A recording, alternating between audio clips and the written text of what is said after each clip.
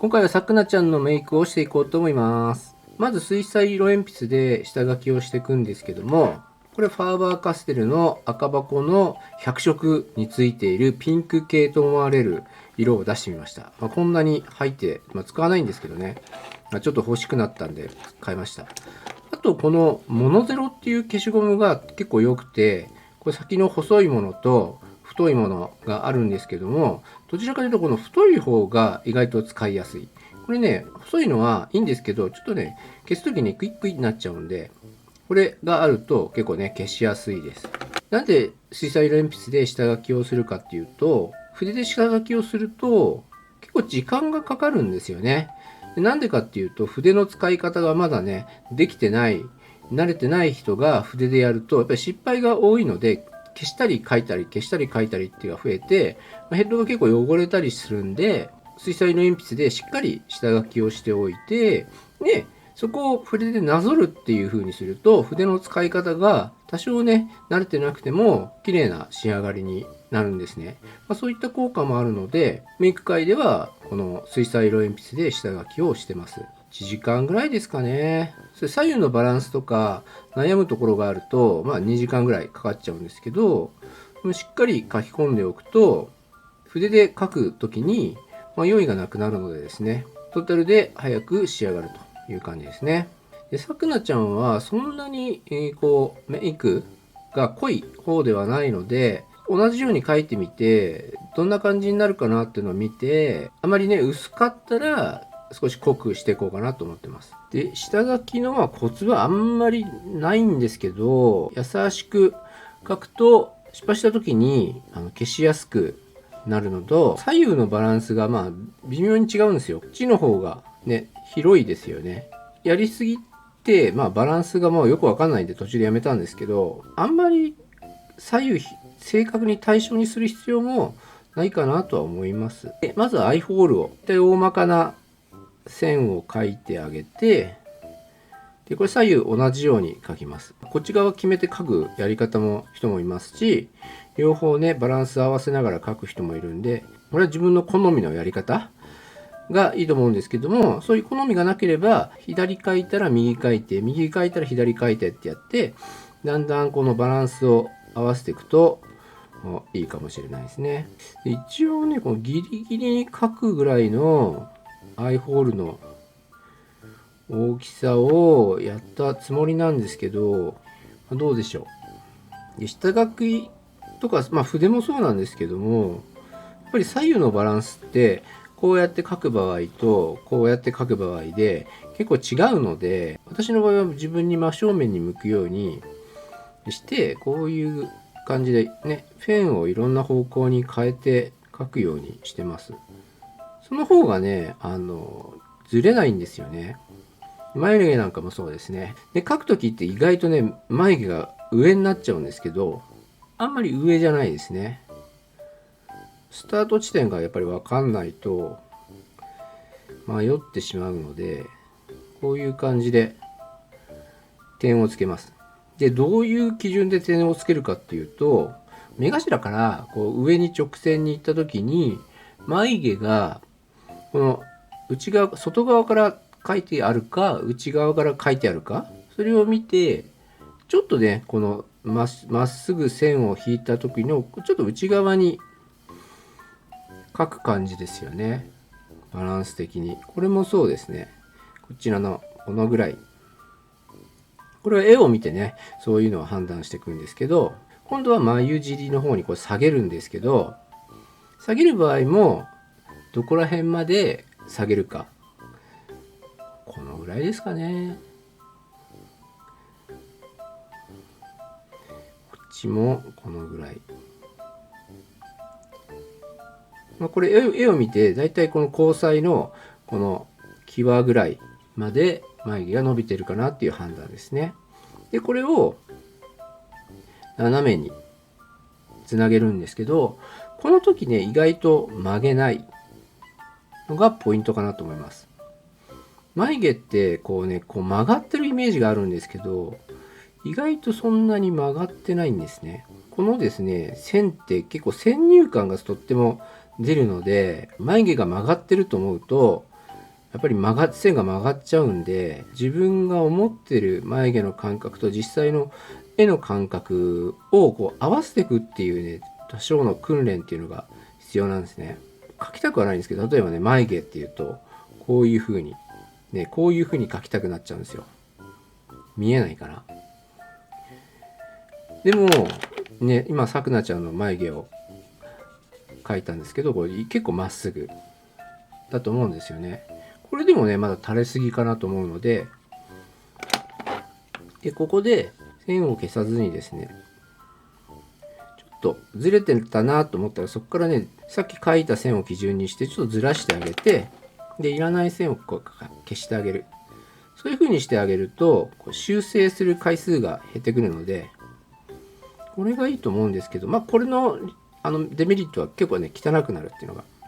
デメリットですね。全部消してから書き直すと書く位置がまた不明瞭なんで、また同じような失敗しちゃうんで、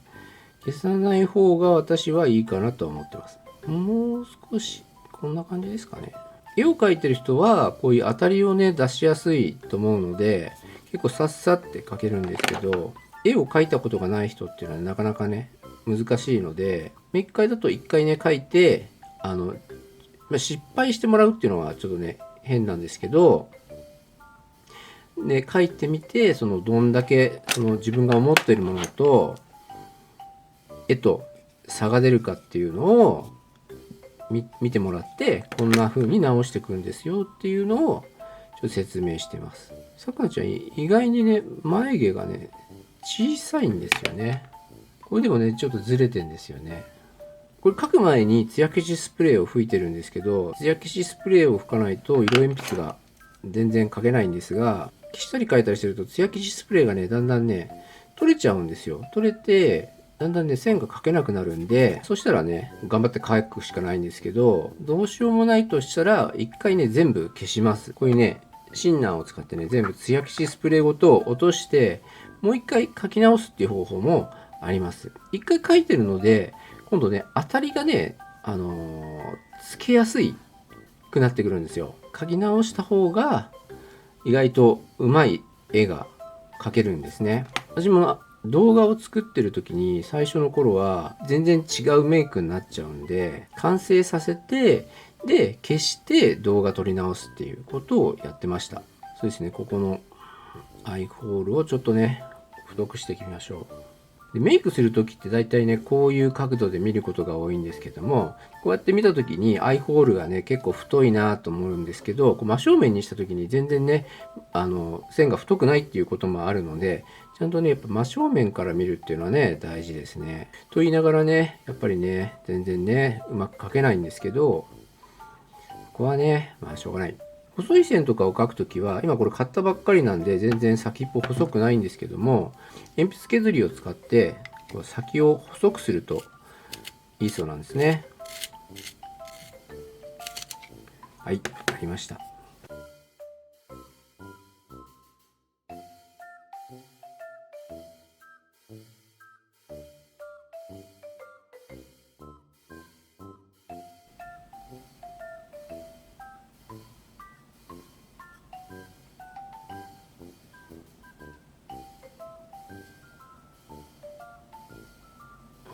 でまつげとかもねしっかりここで書き込んでおきます。位置とかねちゃんと合わせて、間違ったら修正すればいいんですけど、ここで結構曖昧だと絵の具塗った時にまた描いたり消したりっていうのが発生して汚くなるんで、この下書きでね完璧っていうぐらいに仕上げとくと筆が楽になります。さくなちゃんはあんまりまつげがないんですね。描いちゃうとちょっとおかしいですかね。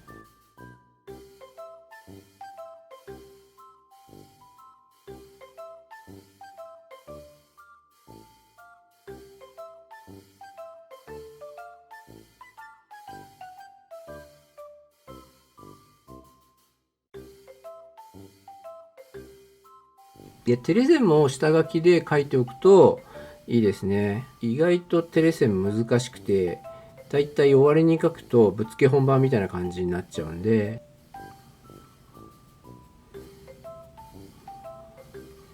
これコツというところはね結構難しくて、こう自然と描く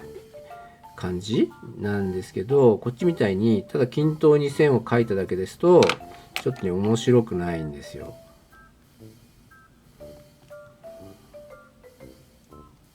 もっと上かな。下書きは結構こう書き直すんで、最初の艶消しはね厚めに拭いておいてもいいかなと思います。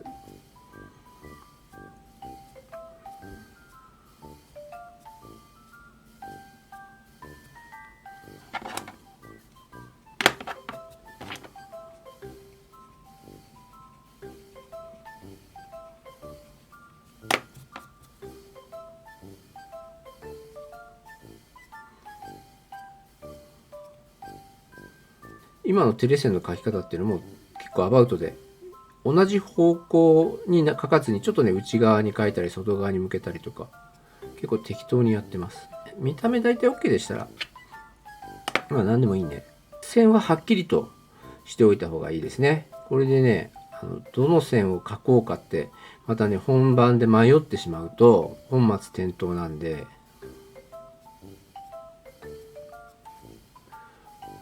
こんな感じでいいかな。感じでいいと思ったらちょっとねここら辺、線が丸まっちゃってるんでもう一回ね書き直します。もう少しまっすぐめに。テレ線の書き方は意外とこうランダムっぽい書き方でもいいですし、同じ線をね書いていく感じでもいいんですけど、アニメキャラにもよるんですけどね。私はねこうちょっと斜めにしたりこっち方向にしたりこっち方向にしたりやってます。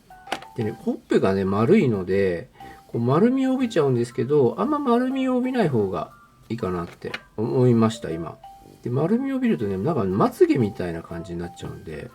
だんだん仕上がってきたら絵の具でまた下書きをするんですけど、その前にこうね線が太かったり中途半端なところはきちんと線を描いてはっきりさせましょう。そうしないとね絵の具で描いた時にまた迷っちゃうんですね。これをまたなぞっていくんですけども、あんまりね線がはみ出てるとその部分ねちょっとかっこ悪いんで、なるべくね余計な線とかは消しておきましょう。微妙にね本当に線1本下ぐらいなんですけど、ちょっとねズレが感じるかなと。ここがねちょっとねずれてる気がするんですよね。濃さの違いなのか、ここまでの角度が違うのか、違和感を感じるところは何かしらおかしいのでね、よーく見て左右のこの違いね、こういろんなところを基準にしてどこら辺が違うのかっていうのをね見つけ出して修正するっていう訓練をしていく感じでしょうか。左右を見比べる場合、私の場合はここ例えばこういうところ中間点を見ながら少しね視線をずらすんですよ。こうやってアイホールの全体を見る感じですかね。視線はここなんですけどもちょっとずらしてここの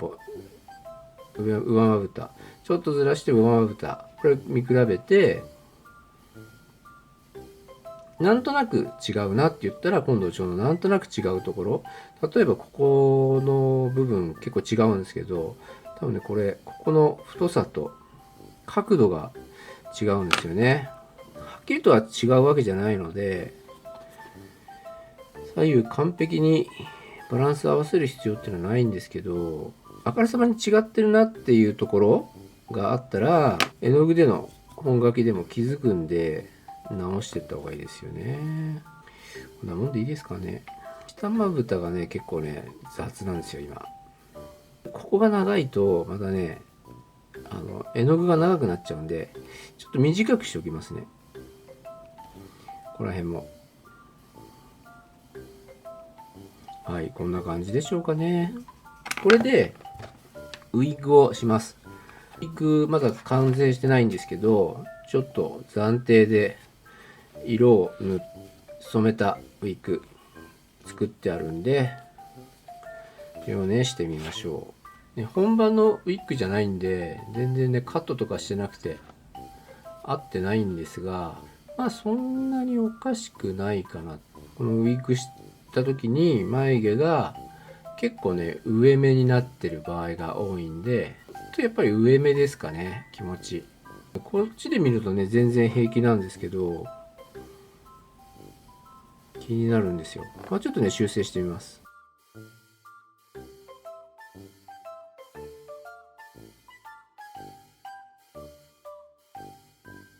はい、とりあえず色鉛筆での下書きはこれで OK にして、次はアクリル絵の具を使って下書きですね。下書きというか本書きの薄い色をベースに塗っていこうと思います。絵の具は赤系を使うと思うんですけども、私が持ってるのは今この3種類なんですが、ピンクっていうピンクがねこれぐらいしかないんですよ。でこのピンクだとちょっとね色がくすんでるんで、ナフタールクリムゾンのとこの蛍光ピンクをちょっと混ぜてね色を作ってみようと思います。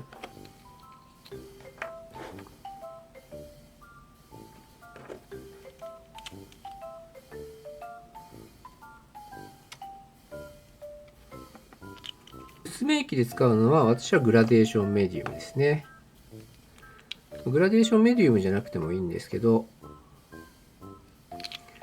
グラデーションメディウムの方がこうなんていうんですかね、ぼやっとしないんですかね。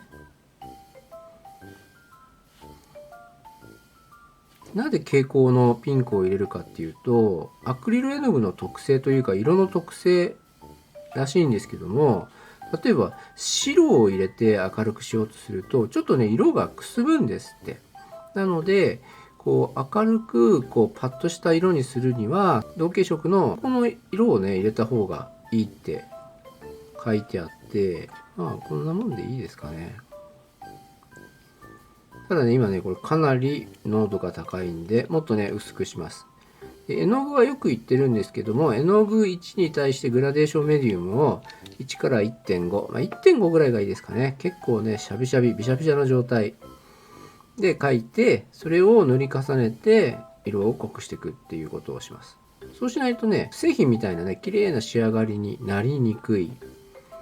ですね。これをね塗っていこうと思うんですが、塗るときはこうやってねアイホールのここら辺でちょっと塗ってみて、色の濃度とかかなり薄いですね。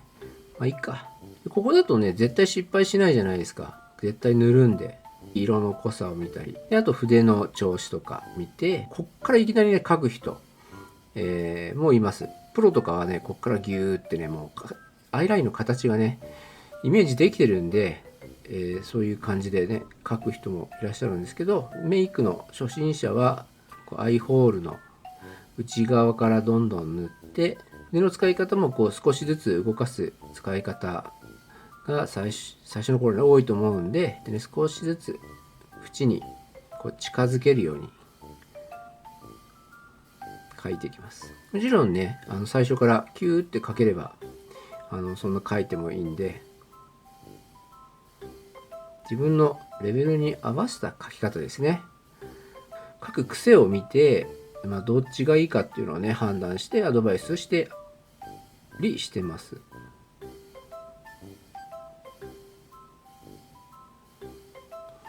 絵の具での下書きっていうのは色鉛筆のなぞってくだけなので、色鉛筆でしっかり書き込むっていうのがここで大事になってくるんですね。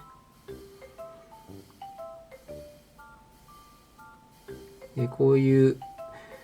先端が細いところは一つのやり方はこうやってねちょっとずつ先端をこう伸ばしていってやるやり方、あと逆にこうやってこういう方向からどんどん伸ばしていくやり方、あともう一つはこの先端に筆を置いてキュッて引くやり方。プロはね多分このやり方が多いんじゃないかなと思うんですけど、自分が楽な描き方をね選べばいいんですね。メイクはね修行でもね何でもないんで、楽に描ければ楽に描けるほどね、楽しいことはないじゃないですか。だからとにかく楽な方選んでいきましょう。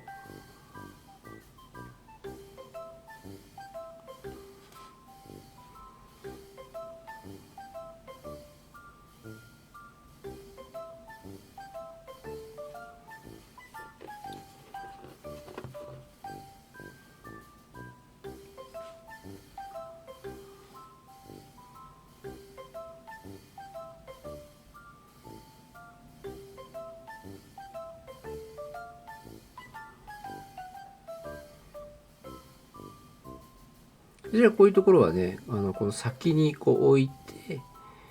先端をこうやって置いて、ちょっと止めてからキュッて引くっていう風に書いてますね。こっちからね、こう伸ばしていくやり方とか練習したんですけどね、どうしてもね、ずれるんですよ。ずれてね、線が太くなるんで、あんまりやらないようにしてます。で場所によってはね、そういう書き方じゃないと、筆のね、動かないとか書きにくいっていうのがあるんで、例えばこういうところですね。なんかね、一番難しいところなんですけど、こういったところはちょんちょん少しずつこうやって動かして書いたりしてます。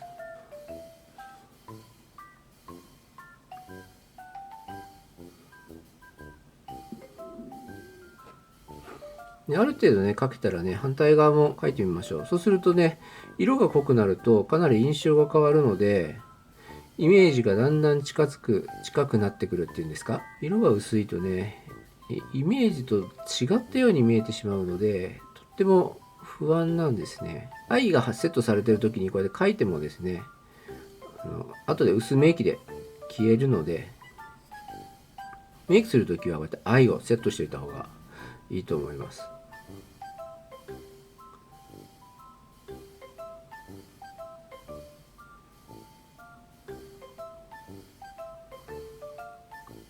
なんで絵の具を薄くしたかというと、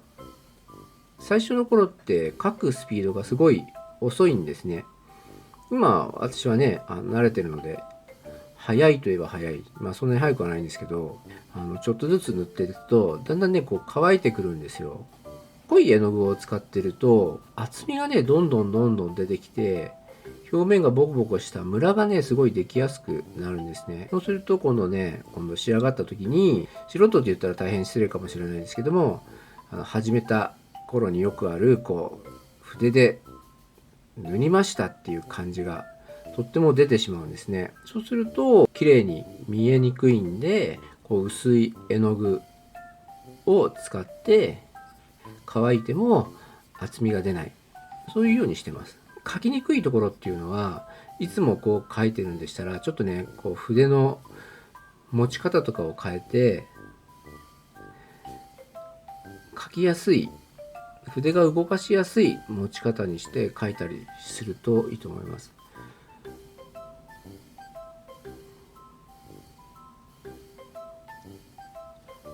と言いつつね、普段の持ち方にちょっとしちゃったんですけど、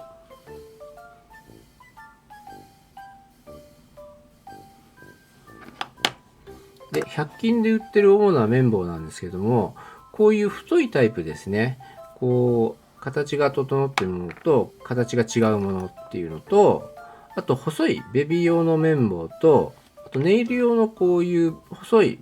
綿棒があります。これはセリーさんの工具とかで売ってる綿棒なんですけども、これにね水を含ませて消します。で絵の具がまだ乾燥してない状態でしたらこれでサクッと消えるんですけども、今ね少し時間が経ってしまったので多分消えないかなと思います。その場合はブラシエイドを使います。これですね、ブラシエイド、ラベル的には。でこれをいつも使ってるのはめんどくさいんで、私はこういう容器に入れ直して、これに染み込ませて修正したいところをこうやってねなぞる。最初の頃やるときって先っぽでこう消そうとするんですけども、そうするとこの先についた絵の具がねこうやって染みちゃうんですよ。こうやってなのでこうね、消したいところを拭い取るようなイメージでこう消します。そうするとこっちにね絵の具が吸われるんであまり汚れにくい。でね、これをグリグリってやってね結構汚れちゃう場合が多いので注意しましょう。部分ではこうやってね使うことがあるんですけども、もしそれやるとしたらすぐねこう拭き取る感じ。そうしないとすぐこのね表面が汚れちゃうんで、これだけは注意ですね。ではねどんどん描いていきましょうか。ちょっとねここら辺水彩絵の具を塗ったせいかちょっとね弾いてるんですけども、ここはね何度か塗り重ねてあげると綺麗になってくるんで、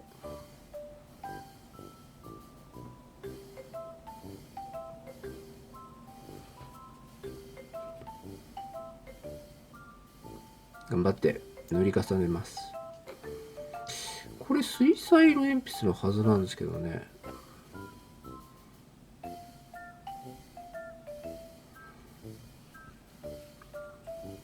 これねまつげとかも描いていきましょう。ゆっくりですね、ゆっくり、最初はゆっくり。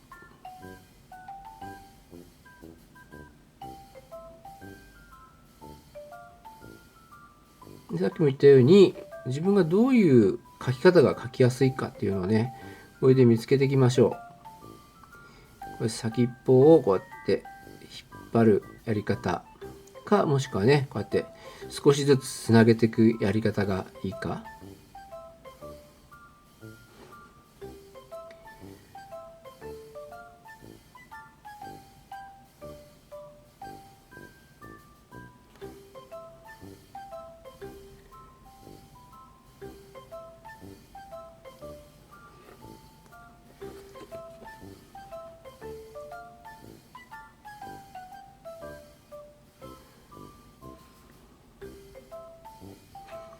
でね、次眉毛を描いていきましょうね。眉毛はねくなちゃんのコツというと、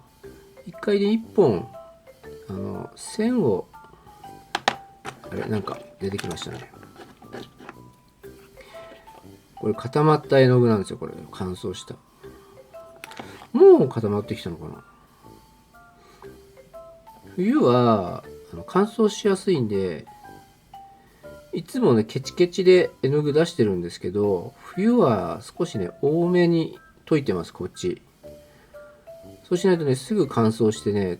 作り直しが頻繁に発生しちゃうんで、眉毛の描き方は一本ねこうやってねラインをね一回ね決めてあげる感じ。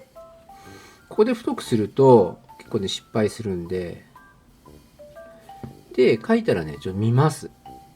方向とか角度とか太さとかこの返し位置がちょっとねずれてないかとかね。これは失敗が多い例なんですけど、意外と多いのがこうやってねずっとね書き込んじゃうんですよ。まあ書き込んで全然問題ないんですけども、ずれてるかずれてないかっていうのをきちんと認識しながら書き込めばいいんですけども、ね、なんとなくこう筆が動いちゃうっていうんですか、ある程度書いたら確認しようって思うと意外とねとってもずれてるっていうの。これなんかもね今ずれてるんですよ。こっちはねなんかいい感じで、私はこっちいい感じになってると思うんですけど、こっちはねこの角度が違うんですね。下書きであれだけ合わせたつもりなのに、なんで違うかというと、やっぱり線のねこうぼんやりしてる時とか消した時に多少ずれちゃうのでね、そしたらねこうやってね消して角度を合わせていくとかですね、そういう修正をしていきます。でこの時もこうやってねゴシゴシゴシっと消さないで、こうラインに沿ってこう腹を使ってこう絵の具を吸わせるように修正します。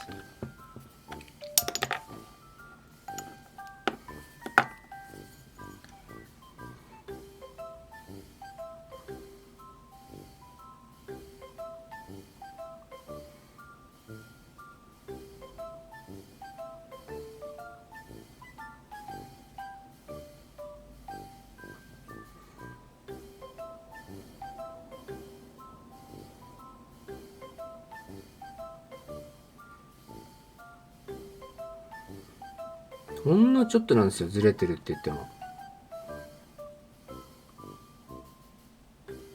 ミクロン単位の違い。それがね、こういう小さなヘッドだと大きな違いに見えてしまうので、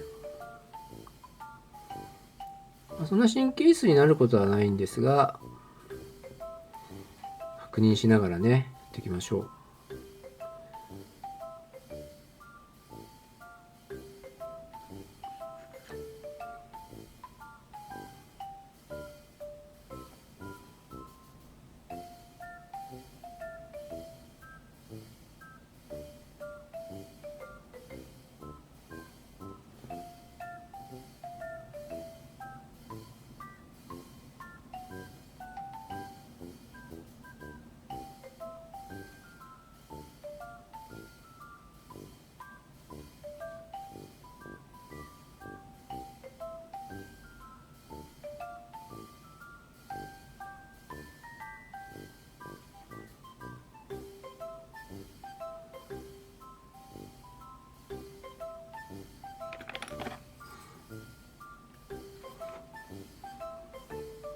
ここら辺はまあ赤ではないんですけど、本当は茶色系がいいんですけど、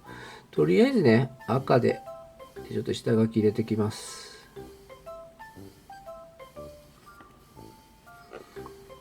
さくなちゃんは赤ベースというか、全体的にピンクっぽい感じなんで、ここら辺を赤で描いてね、茶色で色を重ねていってもおかしくはないんじゃないかなと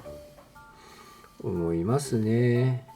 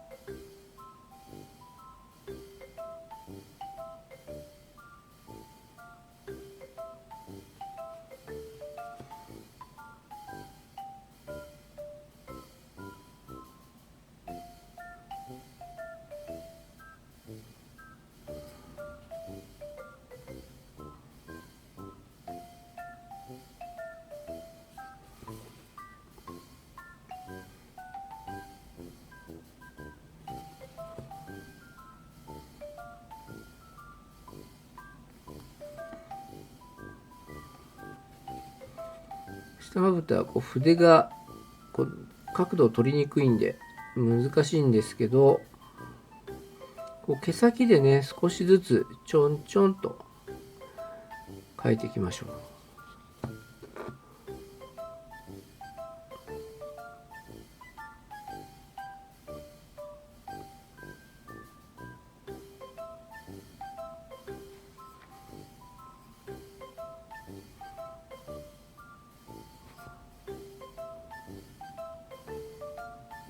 で裏とかはねどこまで塗るかっていうのは正面から見えないので、塗らなくてもいいですし、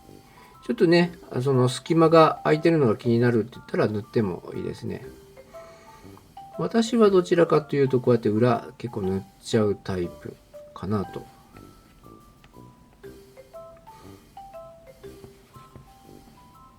でこのどこまでこの下まぶたのラインはどこまでねこっちまで持っていくかっていうのはこう真正面から見た時にそのキャラクターにもよるんですけども、ちょっと出てるぐらいがいいんじゃないかなと思います。もっとね下まぶたのラインがはっきりしたキャラクターでしたらもっと前面に出してもいいと思いますし、シェリル・ノームみたいな感じですと隙間、この下まぶたとこのアイの間に、ね、少し隙間が空いてるキャラクターもいますよね。なのでキャラクターに合わせる感じでいいと思うんですが、大体一般的にはこう少し表面に見えるぐらいに出してあげるといいかなと。で笑顔にするのであればここでねちょっとね丸みを帯びる感じでこの下まぶたのラインを描いてあげると、ほんとねちょっとだけなんですけど、そのねこう微笑んで頬が盛り上がった感じが出せるので、いちいちソフビ盛りで頑張らなくても大丈夫。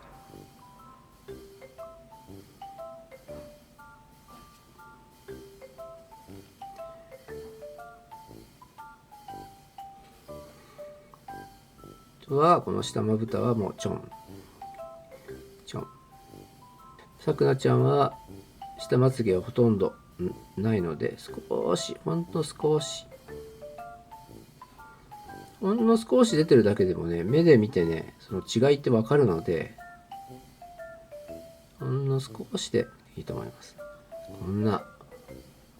これでもねもしかすると描きすぎ。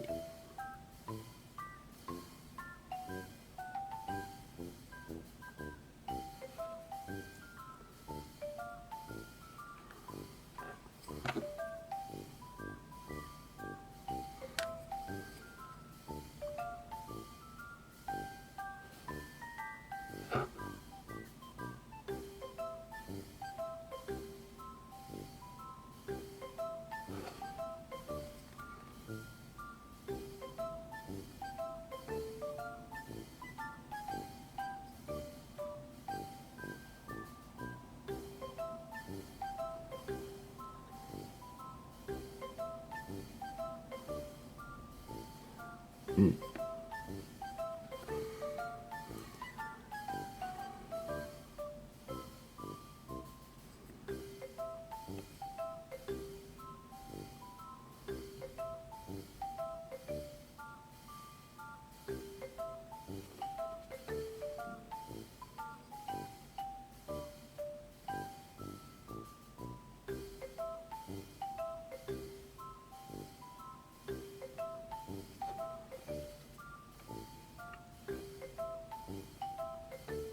うん、こんな感じですかね。そしたら今度は、アバウトに書いた部分ですね。このアイホールの縁とか、こういうのをね、綺麗に整えてあげていきます。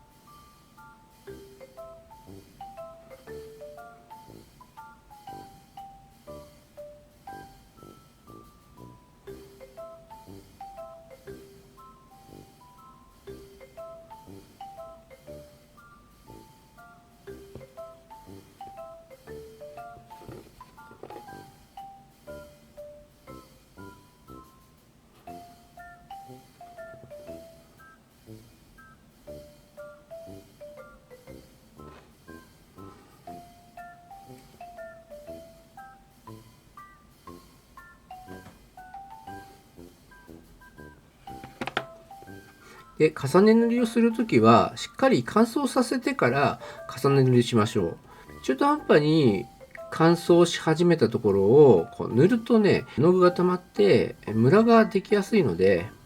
必ずね、乾燥してから塗り重ねます。ので、一回ドライヤーでバーッと拭きます。テカテカしてるのはアクリル絵の具の影響だと思うので、水分がね飛んでるなって分かったら、塗り重ねをするか、今回は、そんなに赤を塗り重ねる必要はないので、今度ですね、赤に黒を混ぜてしっかり線をね描いていこうと思います。せっかくなのでね、この目尻とかはちょっとグラデーションにしてこう赤を残すような感じに仕上げていこうと思います。黒はねすごい色が強いので少量混ぜていく感じですね。でこれせっかくね作った絵の具が無駄にならないようにこうやってね別の場所で色を作るといいですね。でどれくらい黒かっていうと、かなり黒なんでね、ほぼ黒。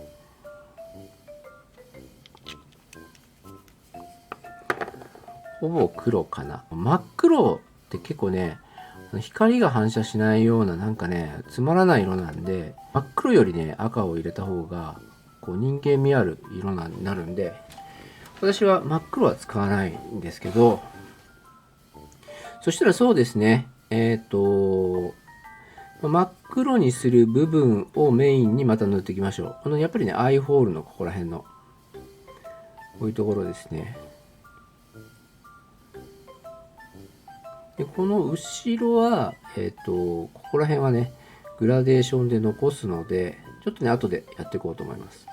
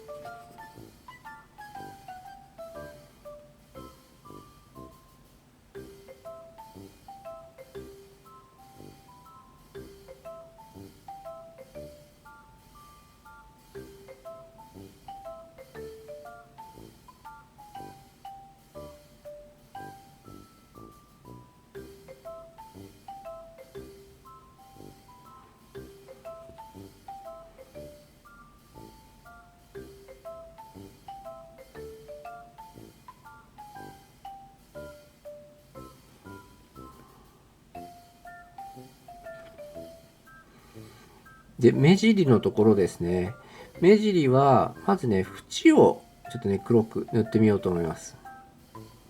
塗るといってもそんなに黒々しい黒じゃないんですけど、ちょいと縁取り気味で。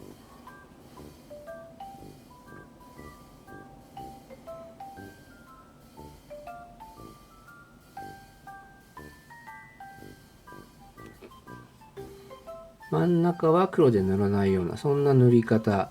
ですね。難しいんですけどね。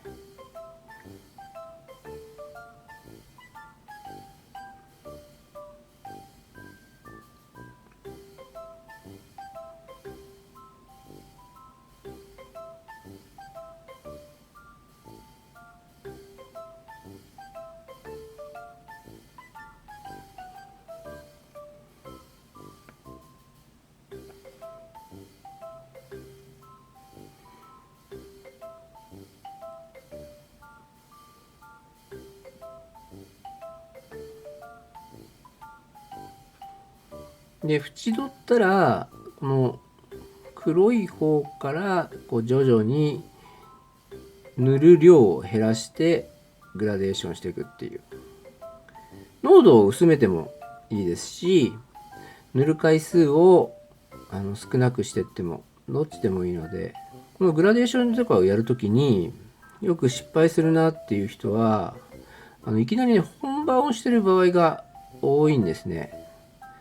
なのでヘッドキャップとかでね、事前にグラデーションをね練習した方が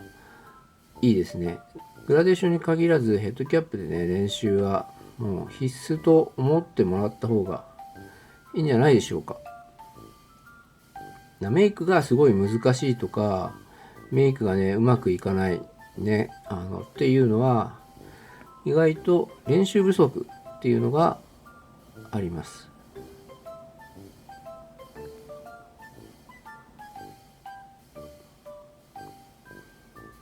なかなかねヘッドをね2個も3個も買うのってお金もかかりますしね、もったいないじゃないですか。だからDD なんかでしたら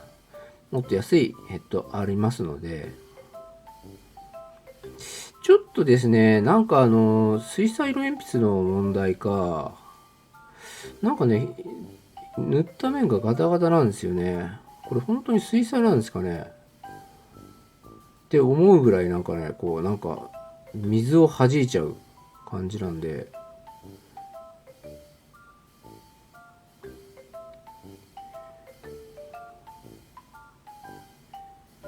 かなりね、表面がね、かなりザラザラした感じで、ちょっと汚いですね。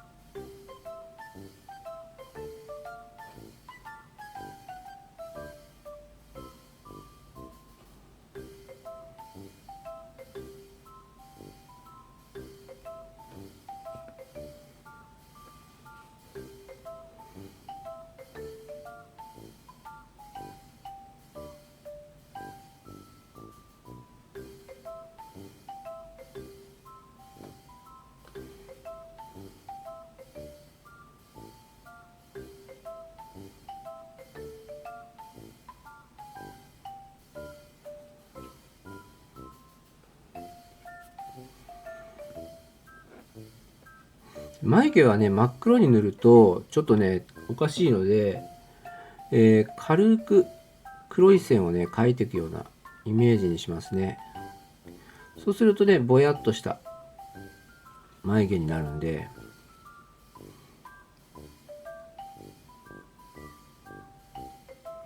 あとね、ぼやっとするのはパステルでぼやかせる感じなんで、ディーラーさんによっては先にぼやかせて眉毛をね描く人もいると思うんですけど、初心者はね多分レベルが高いので、描いてからぼやっとさせた方がいいと思います。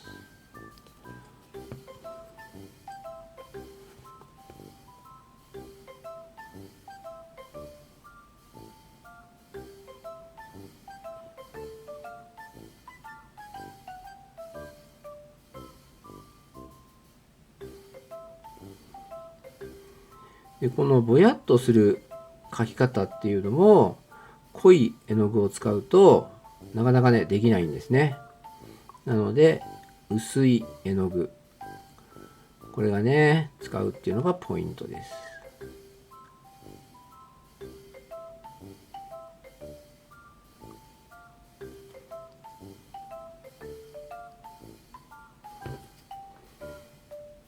はい、もうちょい茶色でもいいかもしれないんですけども、そうですね、あとこういうところはね、もう少し黒の濃度を薄くした赤で描いてあげたら雰囲気出るかなと思います。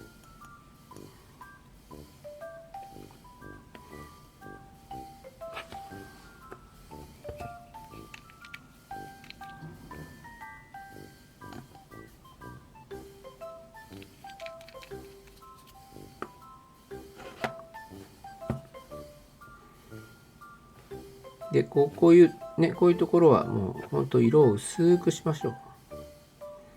で必要があればどんどん重ねて色を濃くするっていうことをすればいいので、これはね影なんでね、本当はねこんなに濃くしなくてもいいかなと思います。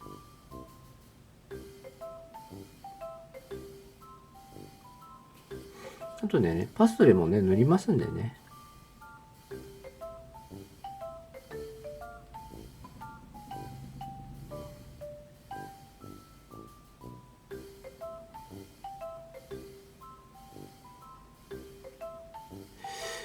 もしかしてこっち側にも線あったりするのかな。なんかねちょっと印象というか、もう少しきついっていうか、性格がねキュッてした意志を持った感じのメイクキャラクターなんですけど、その雰囲気がねちょっとね薄いなと思ったんですが、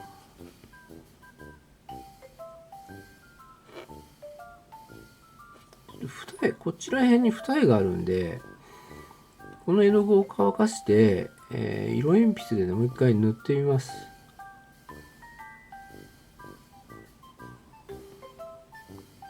この境目がね濃くなってきちゃったんで、私はあんまりやらないんですけど、こう薄いグラデーションをやるときにもうね綿棒でスーってやり方をやってる方もいらっしゃるんですね。今間違えてブラシエイドのね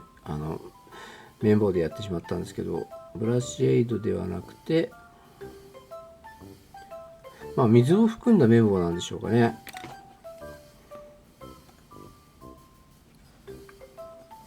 白いのね、白とかをぼやっと入れる時とか、あんまり綺麗にできる印象が私の場合ないので、下手くそだけかもしれないですけど、だからね綿棒でグラデーションはあんまりやらないですね。もう濃度だけでやります。でここら辺とかほんとね、こう際を、この境目とかを結構ぼやかすのであれば、水をこんな超薄めた状態で、これでね少しずつ変えていくとちょっとずつ濃くなってくるんで、これで一回乾かすぐらいの感じですね。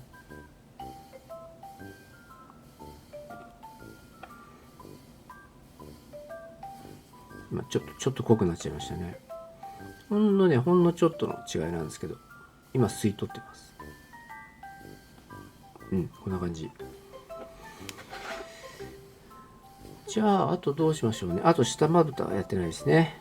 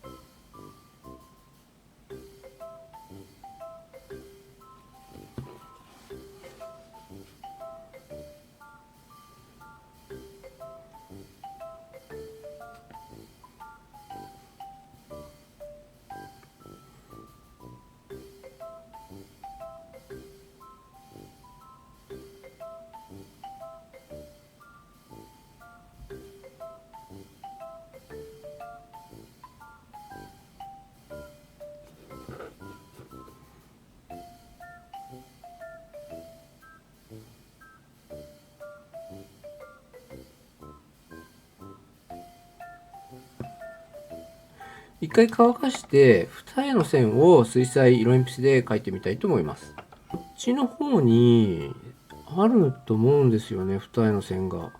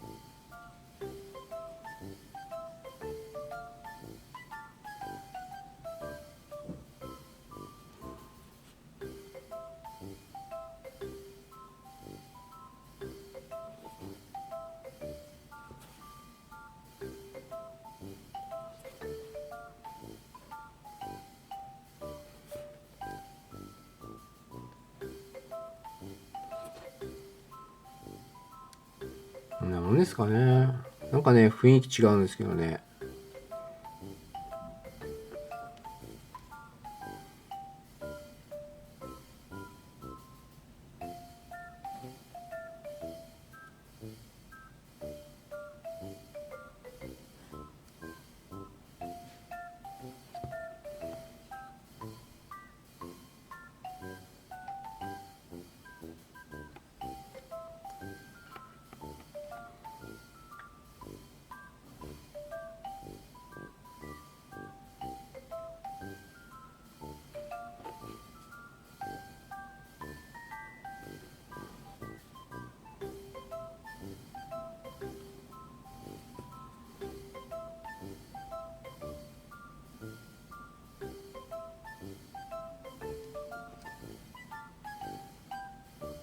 二重はこんなもんでいいですかね。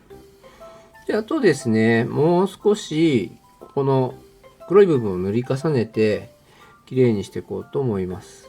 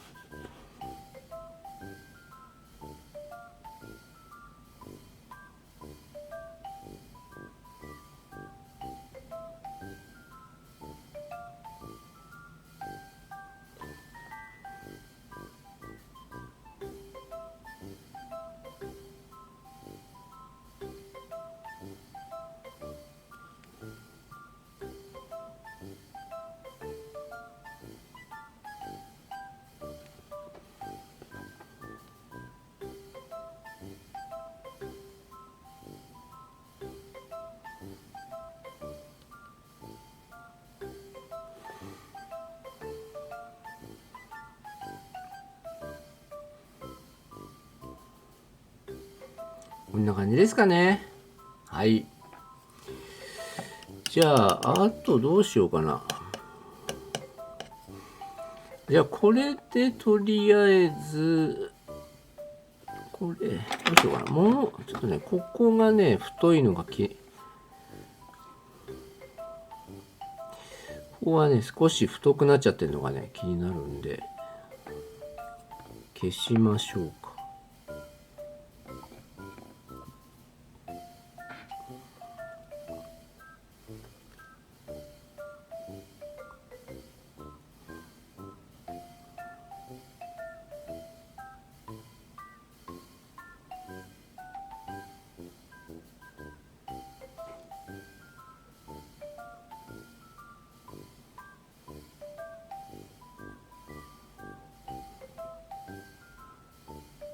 で、今回はこの状態まで艶消しスプレーを吹いていないので、下書きも消えちゃうんですけど、さっきの明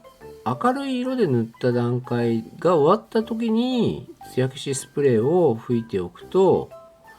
本当はいいかなと思います。ちょっとね、その工程を省いてしまったのでね。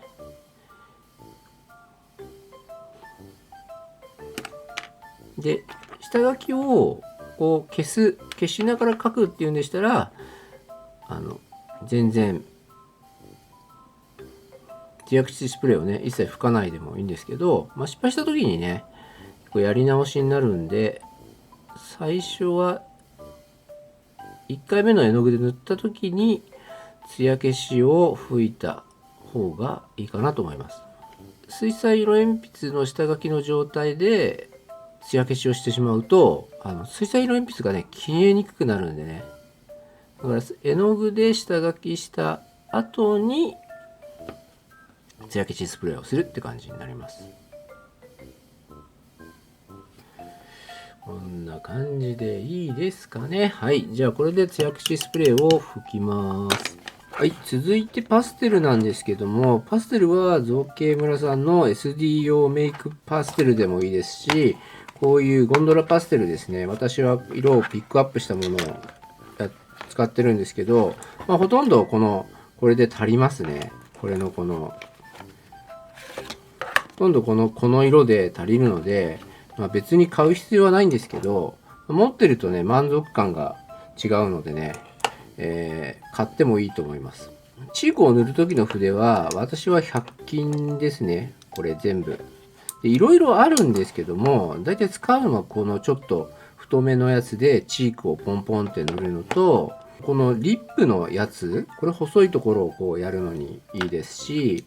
あんまりこのヘッドでは使わないんですけど、 SD 系ですとこのリップの先を細くしたちょっとね硬くしたやつがあるとしっかり描けるので、こういうものがあったりとか、バリエーションで太さの違うやつを持っててもいいですし、これ大きいやつはパステルを払う時に使うやつですね。この筆は綺麗にしておかないと払った時にヘッドが汚れてしまうのでね、まめに掃除は必要です。なので多分この2つで十分じゃないかなと思います。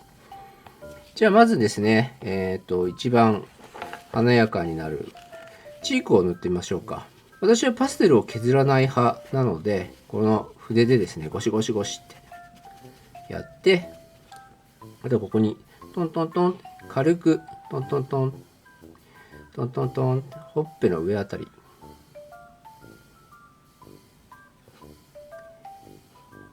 で、最初ねつかないんですけど、だんだんついてくるんで心配なく、粉をねいっぱいやっても意味ないので徐々についていきます。でオレンジを入れるとちょっとね健康的な活発な女の子みたいになるんで、例えばホロライブでいくと大空スバルとかそういう活発な子をやるときはこのオレンジを下地にしてピンクをのせた方がいいですね。写真写りを重視するのであればかなり濃い、もうって思うぐらい濃い化粧にしないとその写真映えしないので、さくなちゃんはそんなにね濃くはないのでそんなに濃くしなくてもいいかなと思うんですけども、動画でもやっぱり写真映えした方がいいと思うので、ちょっと濃いめにねやってみますね。動画でこれちょうどいいなと思ったら、実際はね 1.5 倍ぐらい濃いと思ってもらえればいいです。あとね、ここら辺、顎の下で、ここら辺はこういうところにオレンジをつけるかつけないかはもう好みでいいと思います。あと鼻の上、この辺は陰影とかなんですかね。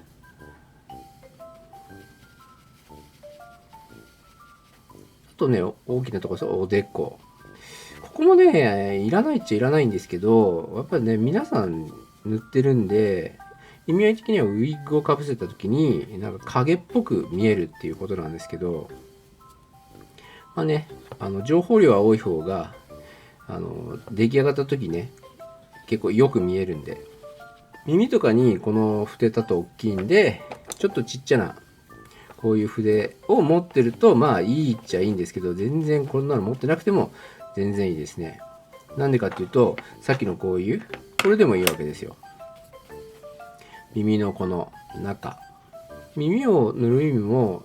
こう陰影だと思うんですけど、ちょっとねつけすぎちゃったなと思ったら消しゴムでもいいですし、ブルタックでもいいですし、でブルタックとかくっつき虫はね必ず持ってるでしょうから、こういうものでちょっと取ってあげると結構綺麗に取れます。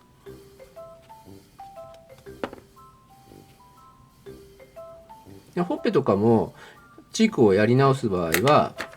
これちょっと消しゴムで消してみますね。ちゃっちゃっちゃーと、これも軽くですね、軽く消してあげるとチーク落ちますので、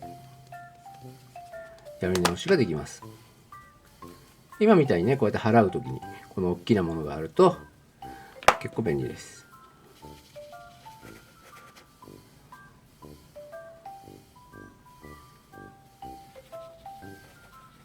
で横にやるかポンポンでやるかはもうこれも好みで、私は横でやった時にちょっとそれ線が入って取れにくかったんで、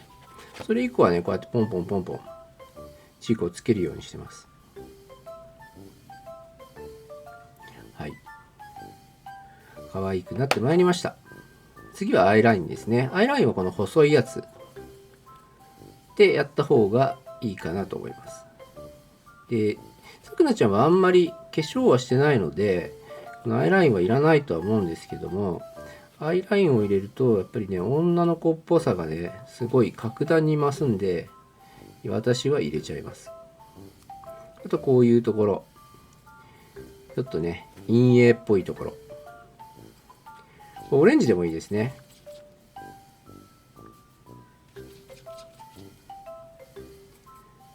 であんまり入れるとね汚くなるんで、程よいところで止めてあげるといいと思います。こういう影ですね。で情報量をとにかくね増やしてあげるとなんとなくうまい感じに見えるんで、まだね私初心者ですって言った時はもうとにかくね情報量を増やしましょう。なんかあることによって目が錯覚してくれるんですね。なんかこれうまいなみたいな。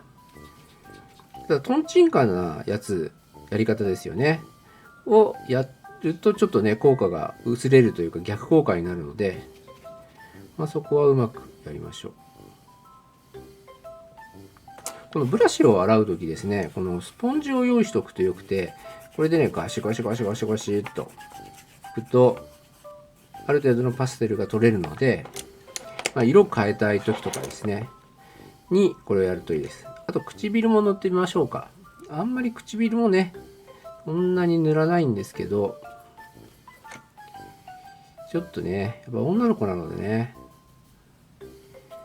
ちょっと塗りましょう。唇はね難しいです、細いので。だからね私は結構アバウトに、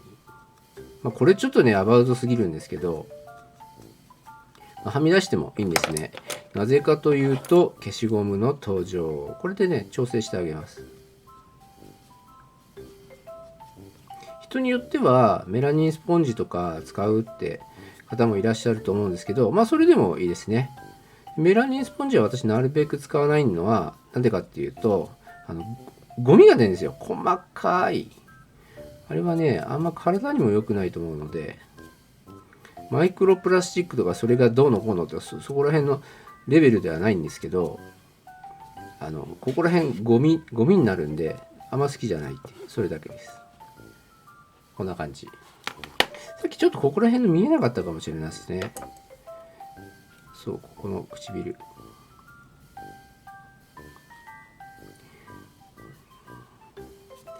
この子は唇がそんなにないので、まあ内側が唇で塗られてればいいかなと。あとね、あとで樹脂粘土を裏で貼り付けて、この穴は埋めようかなと思うんですけど、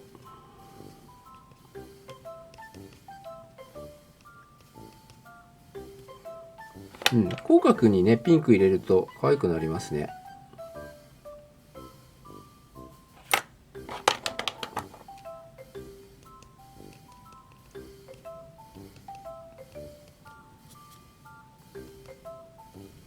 ここら辺はかなり適当です。はい。すごいね。私はパステルが好きなんですよね。パステルを入れた瞬間になんかね、この命が吹き込まれるというか、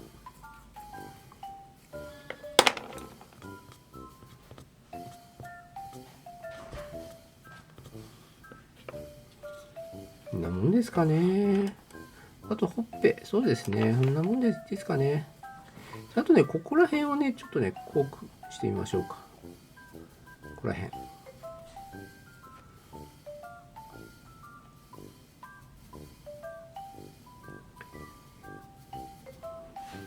これはアレンジです。これあら、かわいい。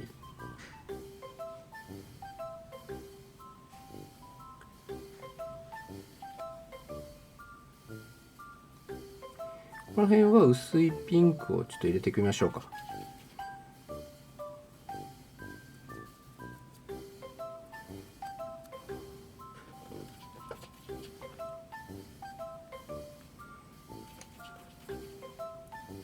普段はここね、ちょっと濃いめのピンクを入れるんですけど、ね、ほっぺを濃いめの金ピンクにしてるんで、ここはちょいと薄めのピンクにしました。あと鼻のラインもちょっと入れときますか。かなり濃くなりましたね。いい感じです。動画でこれだけ濃いってことは、かなり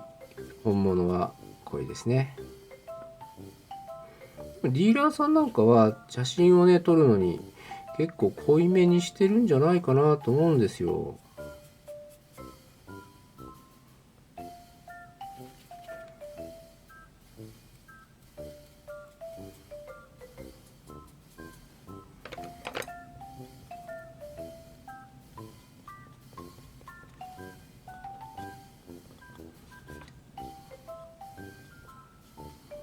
とりあえずこんな感じで良いですかね。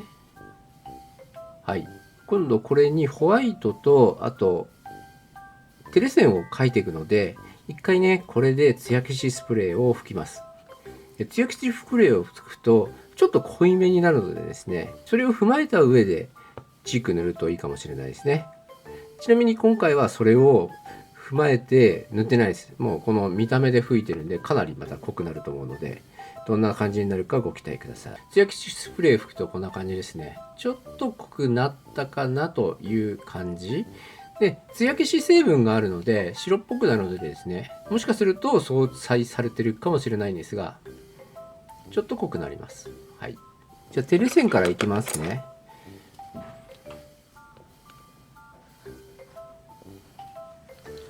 じゃあさっきの絵の具が多分、ダメだ。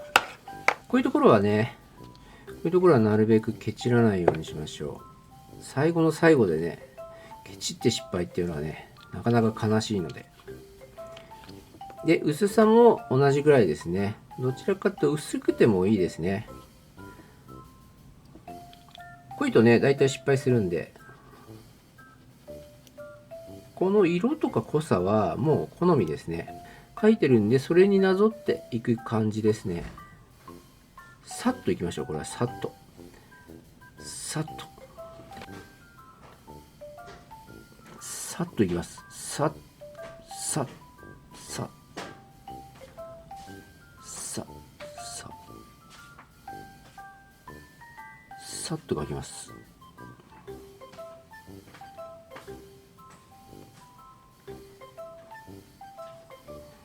艶消しスプレーを吹いてるので、まあ失敗してもね、書き直しはできるんですが、まあここは練習で、さっと、さっと。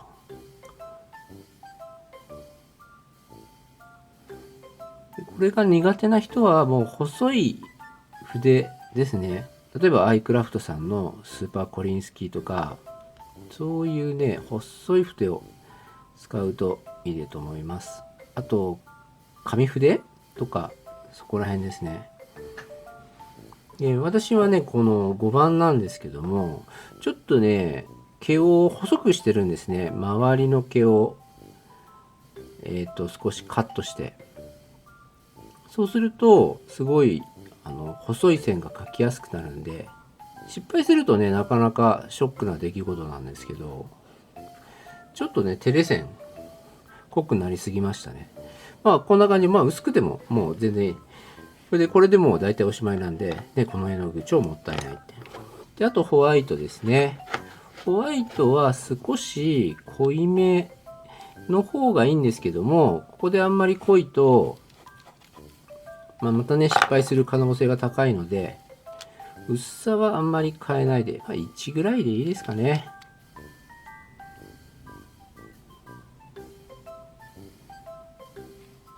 うん。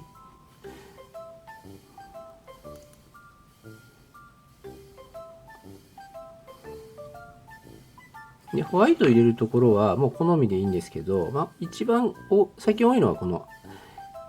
まつげの下ですね。下に少し薄くさっと。そうするとまつげの線が映えるんですね。さっと一本。さっと。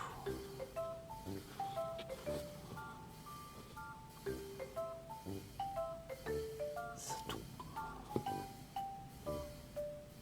さっと。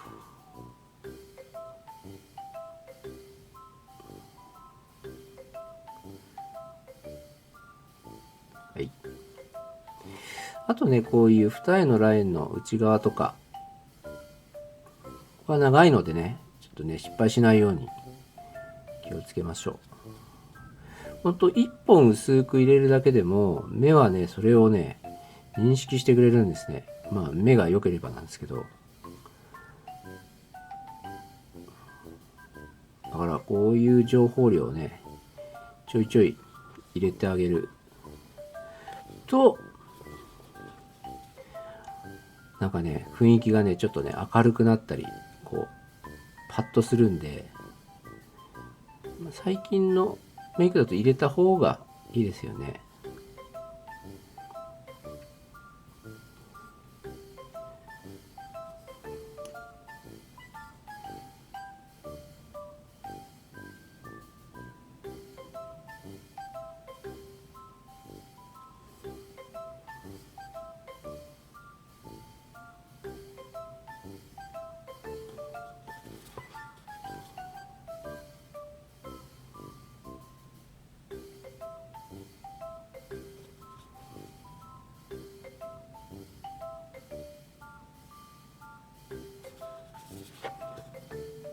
こういったところもね入れましょ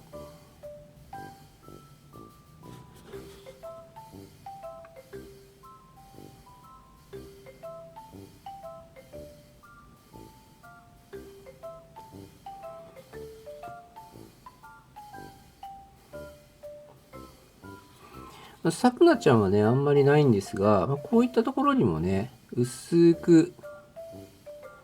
入れてあげると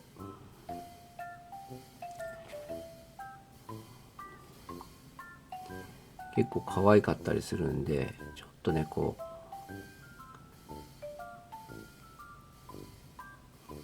この辺は少し経験が必要ですね。どう入れるかって、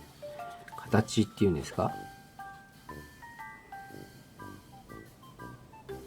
一番いいのは上手だなと思う人のメイクを一回ね真似してみるとすごいスキルアップするんで。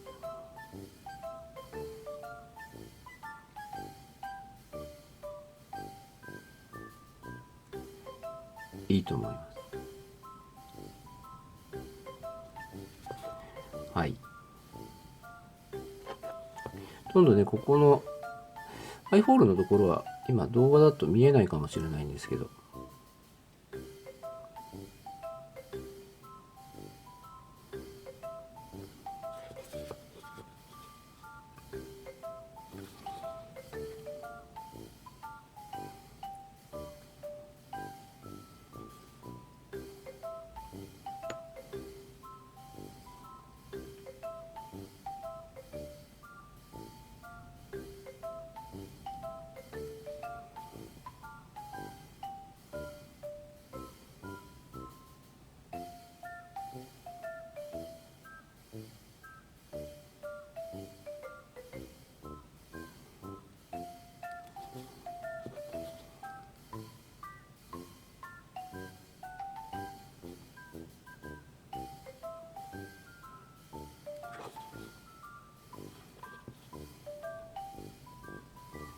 で白を際立たせるんだったら何回かね塗った方がいいですね。こういう真剣な塗りをするとかなりねレベルアップするんで、上達にもいいと思うんですよね、多分。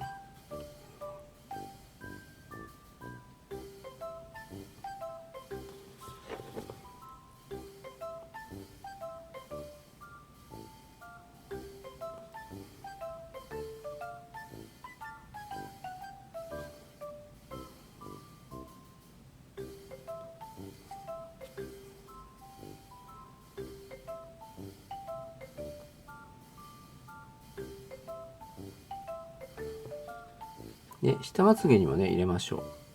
これ外側でも内側でもどっちでもいいので。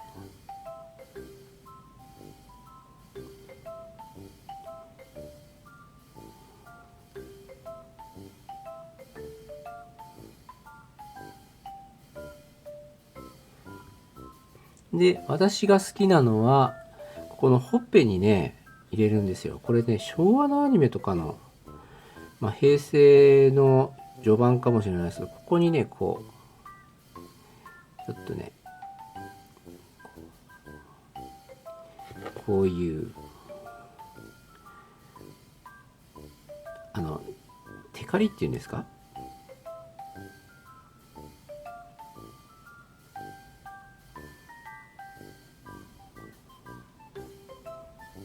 でこれをねハートに入れたりするとさらに可愛かったりするんですけど、そこまでは今やらないです。あとそうですね、今テレ線を描いたんで、テレ線にも少しホワイト目の線を入れてあげると、ちょっとね情報量を増やすということでまた可愛さ増すんじゃないかなと。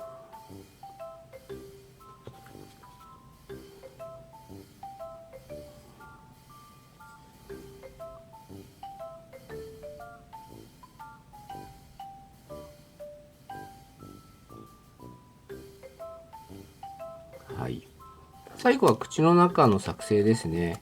口の中の作成はこの場合もうほとんど口の中見えないので、歯も作っても多分見えないので、この粘土をね色を合わせて貼り付けるようなそんなイメージの口にしようと思います。メイク界でもねそうなんですけども、基本的にはこの粘土を使ってます。このピンクとこの赤だとねちょっと薄いか濃すぎるので、これをよく練ります。樹脂粘土って水を入れてもあんまりねこう柔らかくならないっていうんですか。なので硬くなったところはもう基本使わない方がいいですね。あとなぜかセリアさんの樹脂粘土は硬いで、口に当てる方をですねこう指で鳴らしてねきれいにします。で口に当てるのでちょっとね大きめにしてこの裏にペトッと、はい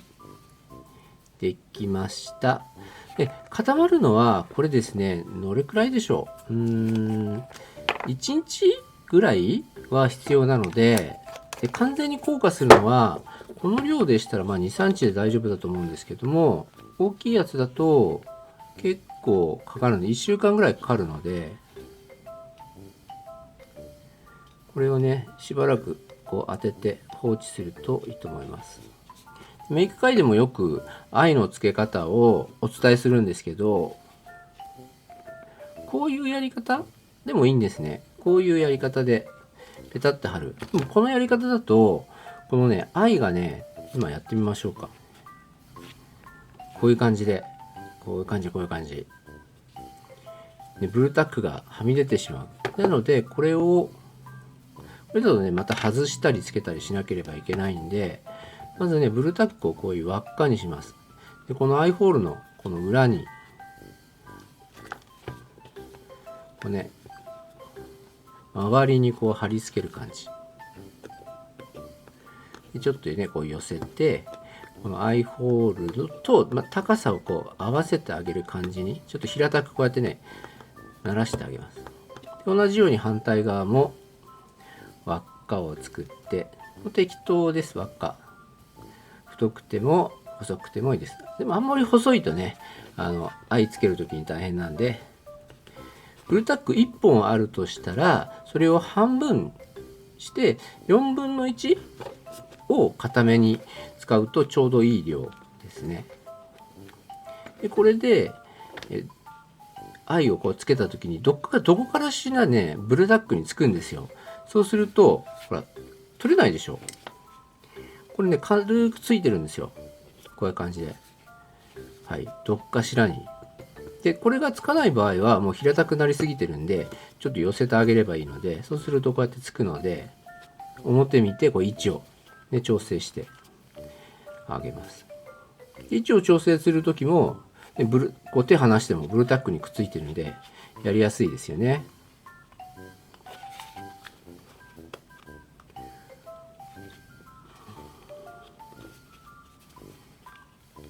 まっすぐに取り付けますね。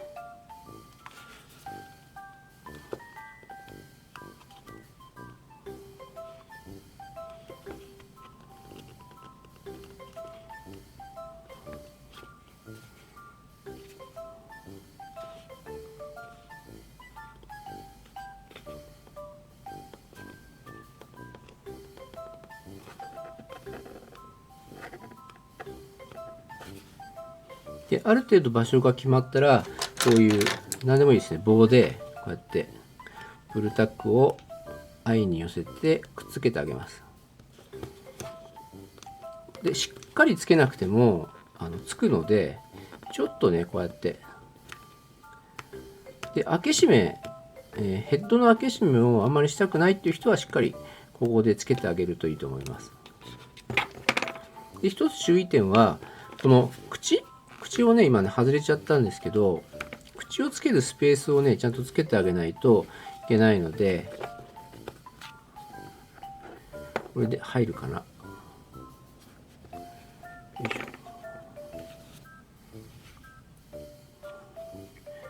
あ、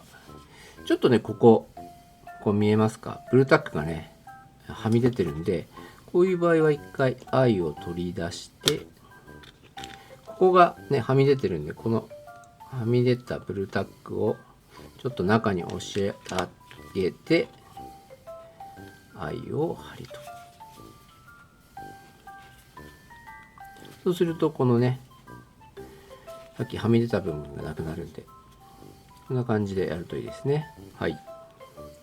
結構今回は似てるんじゃないでしょうか。はい、こんな感じでできました。後ろはちょっとね、まとめてしまっているんですが、ここの両方のこういう髪型を何て言うのかちょっと分かりませんけども、ここの感じを合わせてみました。手前味噌なんですけども、私のキャラ度の中で結構1、2を争う似てる感じが出てると思います。なんででしょうね。いつもはね、なかなかこう似ないんですよ。不思議と。でもこれはね、すごい似てますね。はい、満足です。今回のメイクのポイントっていうのは、一番はやっぱり水彩色鉛筆で下書きをしているので、筆にかかる時間がほとんどないっていうとこですね。水彩色鉛筆が1時間で、筆で下書き本書きがまあ1時間から1時間半かかってないと思うんですよね。でパステル入れたらだいたい3時間でね、藍とかまあ他に時間かかってるんですけども、メイク自体は慣れてくるとそのぐらいなんですよね。アニメキャラっていうのは意外とメイクする場所が少ないんですね。ないですよね。このアイホールも。でこのぼやっとしてるのはパステルでやってるので、まあこんな感じですね。あと口を開けて、まあちょっとね、口が半開きなんで、もう少し閉じてた方がさくなちゃんっぽかったかなとも思うんですけども、まあこういう口もよくね、ライブでしてるので、まあ、これもこれでいいかなと思います。で、樹脂粘土貼り付けただけなんですけど、なんとなくそれっぽく見えますよね。意外とね、シンプルに作れば簡単なんで、またこういったね、動画を配信しようと思いますし、今年のテーマは、メイクの本を作りたいなと思っています。今、メイク界の解説書ということで、文章だけで書いてあるんですけども、なかなかその文章だと難しいので、挿絵を入れたとしても、動きとかがちょっとわからないので、動画のリンク先とかも書いて、いろいろやっていこうとは思うんですが、それができればイドルとか行って配布して、初心者さんにメイクってこんなに簡単で面白いんだよっていうのが伝えられる本が作れればいいなと思っております。はい。ということで、長らくお待たせして申し訳なかったんですけど、一応これでさくなちゃんのメイクは完成なんで、あとウィークだけですね。ウィークができるかできないかまだ分かんないので、これからいろいろチャレンジしていこうと思うんですけども、さくなちゃんは一応終了でございます。長らくお待たせいたしました。次は宿題でね、いろいろあるので、それをこなしつつ、メイク本を作るための動画とか写真とかを撮っていこうと思いますので、またお楽しみにお待ちいただければと思います。いつも動画をご視聴くださいまして誠にありがとうございます。次の動画でお会いしましょう。ではまたね。バイバーイ。